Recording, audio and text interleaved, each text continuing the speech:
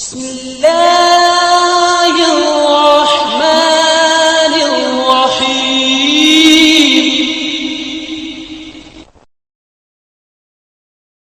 السلام علیکم ورحمۃ اللہ وبرکاتہ. الحمدللہ رب العالمین والصلاة والسلام علی رسول اللہ اما بعد. آج کی جو ہم حدیث پڑھنے جا رہے ہیں اس حدیث کا تعلق بھی میرے اور آپ کے معاشرے کے ساتھ ہے. میں نے اور آپ نے دیکھنا ہے کہ جو ہم حدیث پڑھنے جا رہے ہیں کیا یہ نشانیاں، یہ علامتیں، یہ کام میرے اور آپ کے اندر ہیں. اگر تو یہ نشانیاں، یہ علامتیں، یہ کام میرے اور آپ کے اندر ہیں تو آج ہی سے ہم نے انشاءاللہ ان نشانیوں کو، علامتوں کو، کاموں کو اپنی زندگی سے ختم کرنا ہے. اگر یہ سب کچھ نہیں ہے تو آپ مبارک بات کے مستحق ہیں اور اللہ سبحانہ و تعالیٰ اسی کے اوپر ہمیں استقامت نصیب فرمائے. ابو ہریرہ رضی اللہ تعالیٰ عنہ روایت کرتے ہیں رسول اللہ صلی اللہ علیہ وآلہ وسلم نے فرمایا آیت المنافق ثلاث، منافق کی تین نشانیاں ہیں. منافق کی تین نشانیاں ہیں. اذا حدث کذب، جب بھی گفتگو کرے گا نبی صلی اللہ علیہ وآلہ وسلم فرماتے ہیں جھوٹ بولے گا. جب بھی بات کرے گا، جب بھی کرے گا، جھوٹ ہی بولے گا، جھوٹ کے علاوہ کوئی بات ہی نہیں کرتا.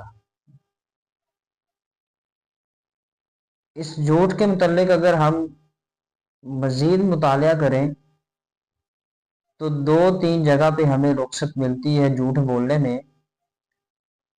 ایک رخصت تب جب میاں بیوی آپس میں ناراض ہیں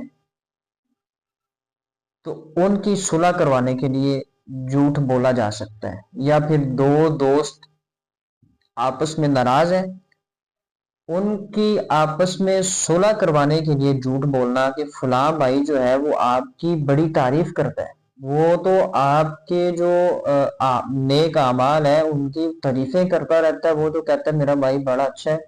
یعنی کہ اپنی طرف سے باتیں بنا کے صلح کروانا یہ بھی جائز ہے. اور تیسرا جھوٹ یہ، قرآن کہتا ہے اگر آپ یہاں پہ جھوٹ نہ بولیں تو یہ آپ کے لیے بہت بہتر ہے، اگر بول دیں تو کوئی مسئلہ نہیں. وہ جھوٹ کیا ہے؟ اگر آپ کسی کافر کی گرفت میں ہیں اور وہ آپ کو کہتا ہے کہ بھائی آپ اسلام چھوڑ دیں، میں آپ کو چھوڑ دیتا ہوں، تو اگر آپ اسلام نہیں چھوڑ دیں تو میں آپ کو قتل کر دیتا ہوں. اب اوپر سے اس بات کا اقرار کرنا کہ بھائی میں نے دین کو چھوڑا، لیکن اندر سے جو نیت ہے وہ نیت پختہ ہونی چاہیے کہ نہیں اللہ میں تیرے دین پر آج بھی قائم ہوں اور مرتے دم تک قائم رہوں گا. اوپر سے اسلام کو چھوڑ دینا اس کی بھی اللہ سبحانہ و تعالیٰ نے اجازت دی ہے. اس کے علاوہ جب بھی بات کرنی، چاہے وہ مذاق میں جھوٹ بولے، سیریس میں جھوٹ بولے، کسی کو تنگ کرنے کے لیے، پریشان کرنے کے لیے جھوٹ بولے، تو نبی صلی اللہ علیہ وآلہ وسلم فرماتے ہیں اذا حدث کذب، جب بھی بات کرے گا جھوٹ بولے گا. اور دوسری نشانی نبی صلی اللہ علیہ وآلہ وسلم فرماتے ہیں وَإِذَا وَعَدَ أَخْلَفَ، جب بھی وعدہ کرے گا وعدے کی خلاف ورزی کر جائے گا. جب بھی وعدہ کرے گا میں آپ سے وعدہ کرتا ہوں میں فلاں ڈیٹ کو آپ سے جو پیسے ادھار لیے میں واپس کر دوں گا. اب جب وہ فلاں ڈیٹ آتی ہے پھر وعدہ خلافی. تو وعدہ خلافی جو کرتا ہے مسلسل کرتا ہے، نبی صلی اللہ علیہ وآلہ وسلم فرماتے ہیں کہ یہ منافق کی نشانی ہے.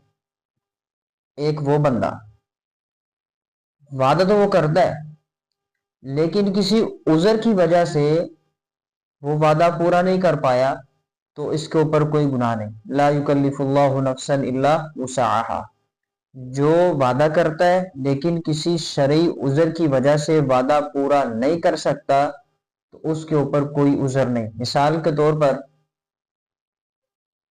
میں یا آپ وعدہ کریں کہ بھائی میں آپ سے وعدہ کرتا ہوں کہ ہم انشاءاللہ 20 جنوری کو آپ کے پاس تشریف لائیں گے. اب 20 جنوری آتی ہے تو انسان کی طبیعت خراب ہو جاتی ہے، یا پھر ایسا ویسا کوئی کام نکل آتا ہے جس کام کی وجہ سے انسان کہیں آ جا نہیں پاتا۔ تو یعنی کہ کوئی بھی ایسا عذر جو شرعن ہو، اس کی وجہ سے وعدہ خلافی ہو جائے، وعدہ ٹوٹ جائے، تو اس کے اوپر کوئی مواخذہ نہیں۔ اور تیسری بات، نبی صلی اللہ علیہ وآلہ وسلم فرماتے ہیں وَإِذَا تُمِنَ خَانَ، جب بھی امانت پکڑائی جاتی ہے، اس کو امانت دار سمجھا جاتا ہے، وہ خیانت کر دیتا ہے۔ اس کو امانت پکڑاتے ہیں، وہ امانت جو ہے وہ خود پہ خرچ کر لیتا ہے، اس کے اندر خیانت کر لیتا ہے۔ تو امانت کی دیانتداری کرنا، اس کی پاسداری کرنا، مذاق میں بھی جھوٹ نہ بولنا، اور جب وعدہ کرے وعدہ وعد اخلف، اور جب وعدہ کرے اس کی وعدہ خلافی نہ کرنا، اور جب بھی بات کرے جھوٹ نہ بولے۔ وَإِذَا تُمِنَ خَانَ وَإِذَا وَعَدَ أَخْلَفَ وَإِذَا حَدَّثَ كَذَبَ۔ اور اسی طرح حضرت عبداللہ بن عمر رضی اللہ تعالیٰ عنہما سے بخاری سے مسلم کے اندر روایت ہے، فرماتے ہیں کہ نبی صلی اللہ علیہ وسلم نے فرمایا وَإِذَا خَاصَمَ فَجَرَ، جب بھی اس کی لڑائی ہوتی ہے تو یہ بد زبانی کرتا ہے، ماؤں کی بہنوں کی گندی اور ننگی گالیاں نکالتا ہے۔ وَإِذَا خَاصَمَ فَجَرَ، جب بھی لڑائی ہوتی ہے یہ کیا کرتا ہے، یہ گندی اور ننگی گالیاں دیتا ہے، بد زبانی کرتا ہے۔ نبی مکرم جناب محمد رسول اللہ صلی اللہ علیہ وآلہ وسلم فرماتے ہیں یہ بندہ بھی منافق ہے۔ اس کے علاوہ اگر ہم مزید کتب احادیث کا مطالعہ کریں تو نبی صلی اللہ علیہ وآلہ وسلم کے بارے میں آتا ہے، آپ علیہ الصلوۃ والسلام فرماتے ہیں کہ جو بندہ نماز فجر اور نماز عشاء میں سستی کرے وہ بندہ منافق ہے، وہ بندہ منافق ہے۔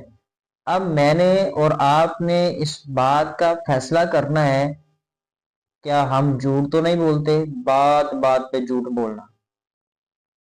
کیا میں اور آپ وعدہ خلافی تو نہیں کرتے؟ کیا میں اور آپ جب ہمیں امانت پکڑائی جاتی ہے ہم اس میں خیانت تو نہیں کرتے؟ کیا میں اور آپ لڑتے وقت کسی کے ساتھ بد زبانی تو نہیں کرتے؟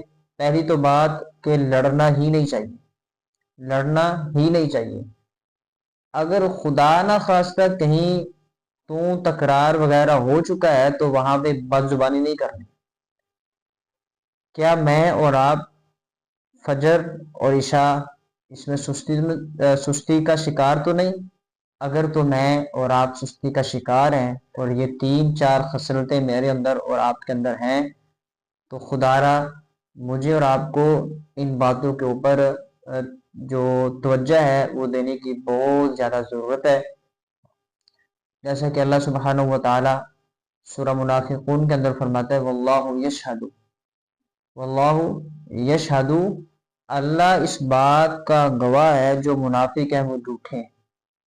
واللہ یشہد، کہ اللہ اس بات کا گواہ ہے، شہادت دیتا ہے اللہ کہ منافقین جو ہیں وہ جھوٹے ہیں۔ ان المنافقین فی الدرک الاسفل من النار، جو منافق ہیں ان کا جہنم کے سب سے نچلے گڑھے میں ٹھکانہ ہوگا۔ تو اس سے اگلی جو حدیث ہے اس میں نبی صلی اللہ علیہ وآلہ وسلم فرماتے ہیں کہ جب کسی بھی مسلمان کے ساتھ کوئی بات ہو جائے، لڑائی ہو جائے، کچھ بھی ہو جائے، تو نبی صلی اللہ علیہ وآلہ وسلم فرماتے ہیں سباب المسلم فسوق، مسلمان کو گالی دینا فسق ہے، وقتالہ کفر، اور اس کے ساتھ لڑنا کفر ہے۔ اب میں نے اور آپ نے دیکھنا ہے کیا میں اور آپ کسی کو گالی تو نہیں دیتے؟ ہم پچھلی کلاسوں میں پڑھ چکے ہیں کہ نبی علیہ السلام نے فرمایا کہ اپنے ماں باپ کو گالی نہیں دینی۔ صحابہ نے پوچھا یا رسول اللہ صلی اللہ علیہ وآلہ وسلم کیا کوئی اپنی ماں کو اپنے باپ کو گالی دیتا ہے؟ تو نبی علیہ السلام نے فرمایا کہ آدمی کے باپ کو گالی دیتا ہے وہ اس کے باپ کو گالی دیتا ہے، گویا کہ ان دونوں نے اپنے اپنے باپ کو گالی نکالی، او کما قال النبی صلی اللہ علیہ وآلہ وسلم۔ تو میں نے اور آپ نے اس بات کا بالکل خیال رکھنا ہے کہ ہم نے کبھی کسی کو گالی نہیں دینی، کبھی بھی، کہیں بھی، کسی بھی صورت میں۔ آپ کو فل غصہ آ چکا ہے، اس کے اوپر بھی ہم پڑھ چکے ہیں کہ نبی علیہ الصلوۃ والسلام فرماتے ہیں کہ خاموش ہو جائیں۔ اگر آپ کو غصہ ہے، آپ خاموشی اختیار کریں، اعوذ باللہ من الشیطان الرجیم پڑھیں۔ آپ جتنا اپنے آپ کے اوپر کنٹرول کریں گے، انشاءاللہ اللہ سبحانہ و تعالی اتنا ہی آپ کا غلبہ شیطان کے اوپر طاری کر دے گا۔ تو ہم جو احادیث کا مطالعہ کر رہے ہیں، اس ساری کی ساری احادیث جو ہیں میرے اور آپ کے معاشرے کے ریلیٹڈ ہیں، اور یہ وہ احادیث ہیں کہ ان مسائل کا ہمیں روز مرہ کی زندگی میں واسطہ پڑتا ہے۔ پہلی بات میں پھر ریپیٹ کر دیتا ہوں کہ ہم نے نہ جھوٹ بولنا ہے، نہ ہم نے امانت میں خیانت کرنی ہے، نہ ہم نے وعدہ خلافی کرنی ہے، اور جب لڑائی ہو جائے تو ہم نے بد زبانی نہیں کرنی، نماز فجر اور نماز عشاء میں سستی نہیں کرنی، اور اس کے بعد ہم نے کسی مسلمان بھائی کو، بہن کو گالی نہیں دینی، وَقِتَالُهُ کفر، اور نہ ہی ہم نے ان کے ساتھ لڑنا ہے، جھگڑنا ہے۔ اگر بالفرض اللہ نہ کرے کسی کے ساتھ لڑائی ہو جاتی ہے، کوئی مسئلہ بن جاتا ہے، تو نبی علیہ الصلوۃ والسلام نے اس کا بھی ادب سکھایا ہے۔ نبی علیہ السلام فرماتے ہیں کہ منہ کے اوپر تماچا نہیں مارنا، منہ کے اوپر نہیں مارنا، نبی علیہ السلام نے منہ کے اوپر بھی مارنے سے منع کیا ہے۔ تو ان احادیث کا اگر ہم ڈیلی کی بیس پہ مطالعہ کریں، پڑھیں، سنیں، سنائیں، سمجھیں، سمجھائیں، تو یقیناً بہت اس کا فائدہ ہوگا۔ تو اللہ سبحانہ و تعالیٰ سے دعا ہے کہ اللہ تعالیٰ مجھے اور آپ کو مومنین کے ساتھ میں شامل فرمائے، اللہ جھوٹ سے محفوظ فرمائے، اللہ سبحانہ و تعالیٰ گالی گلوچ، لڑائی جھگڑے، امانت میں خیانت کرنے سے اور دیگر جتنے بھی ایسے معاملات ہیں جن سے اللہ سبحانہ و تعالیٰ ناراض ہوتا ہے، تو اللہ تعالیٰ مجھے اور آپ کو ان تمام برے اعمال سے بچنے کی توفیق عطا فرمائے، اور اللہ سبحانہ و تعالیٰ شیطان کے شر سے بھی محفوظ فرمائے۔ هذا ما كان عندي والله أعلم بالصواب۔ السلام علیکم ورحمۃ اللہ وبرکاتہ۔